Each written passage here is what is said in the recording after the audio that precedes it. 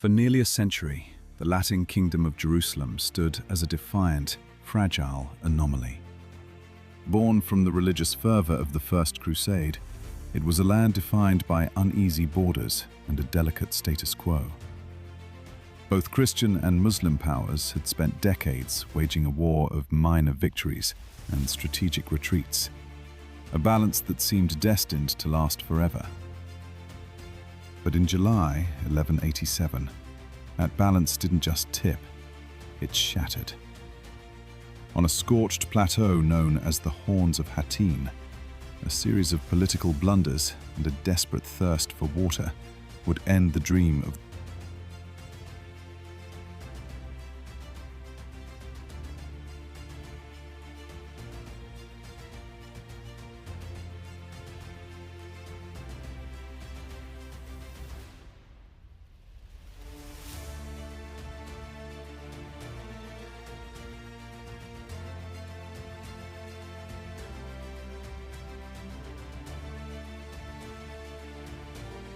To understand the disaster at Hattin, we must look back to 1088. Pope Urban II had assumed the fisherman's ring at a time when the Christian world was eating itself alive. European lords fought over scraps of land, and the church was split between rival popes. Meanwhile, the Muslim world was resurgent. The Fatimid and Abbasid caliphates held the Mediterranean and the Middle East, their armies poised to strike at Constantinople. When the Greek Emperor Alexius Comnenus pleaded for help, Urban II saw a masterstroke of policy. By calling for a holy war to retake Jerusalem, he could unite the warring knights of Europe, dispose of his rivals, and place the holiest city in Christendom under papal rule. At the Council of Clermont in 1095, his cry of Deus vult inspired thousands. To the common serf, it was a promise of eternal paradise. To the second and third sons of the nobility, it was a chance to carve out a kingdom they would never inherit in Europe. By 1099, they had done it. Jerusalem was theirs, and the Latin kingdom was born. For years, the Crusaders survived because their enemies were divided. But the status quo changed with the rise of Saladin. A charismatic and pious leader, Saladin achieved the impossible in 1182. He unified the thrones of Cairo and Damascus. For the first time, the small Christian kingdom was surrounded by a single, unified power. Inside the walls of Jerusalem, the leadership was rotting.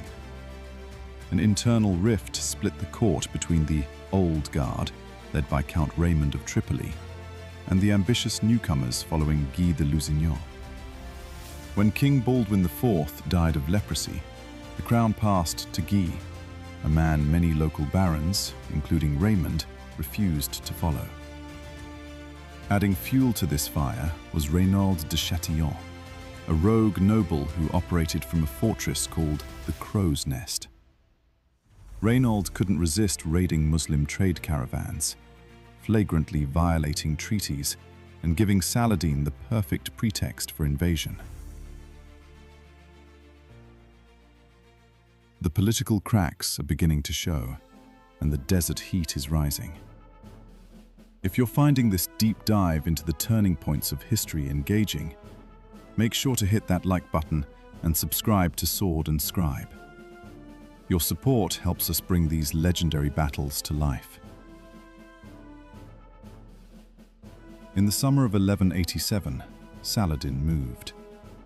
He laid siege to Tiberias, Raymond of Tripoli's own city. The Christian army was gathered at an oasis, safe and well-watered. A heated debate broke out in the royal tent. Raymond, whose own wife was trapped in the besieged city, argued for restraint. We should not move away from water, to lead such a multitude of men to death from thirst and scorching heat. He wanted to let Saladin cross the desert to them. But the Knights Templar, led by Gerard de Riedfort, were blinded by their own code. To them, to wait was a betrayal of faith. They whispered of Raymond's treachery and reminded King Guy that God would grant victory to the righteous. Guy, insecure in his new crown, listened to the fanatics. On July 3rd, the army marched out of the oasis and into the furnace of the Palestinian desert. It was the second hottest month of the year. As the Crusaders struggled through the dust, Saladin's light cavalry swarmed them like hornets, striking and retreating. By the time they reached the twin peaks known as the Horns of Hattin, the Sea of Galilee was visible, a shimmering blue ribbon of hope just a mile away. But Saladin's army stood between the thirsty Christians and the water. Exhausted, the army made camp. That night, the Muslims set fire to the dry scrub, surrounding the Crusaders with a wall of flame and choking smoke. Through the haze, Saladin's archers rained down arrows.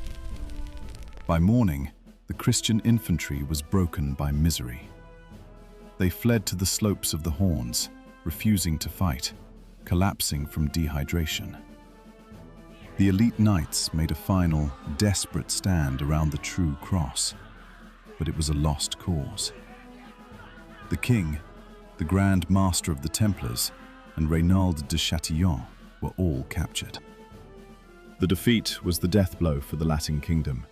Saladin personally executed Reynald de Chatillon for his crimes. The captured Templars and Hospitallers were offered a choice: convert to Islam or face the sword. Every single one chose the blade, while the king and Grand Masters were held for ransom. With no army left to man the walls, Jerusalem fell shortly after. Though the Third Crusade would bring legends like Richard the Lionheart to these shores, the Holy City would never truly be recovered. The dream of the Latin kingdom died in the smoke and heat of Hattin. The Templars believed that faith alone would guarantee victory, while Raymond of Tripoli argued for the cold logic of logistics and water.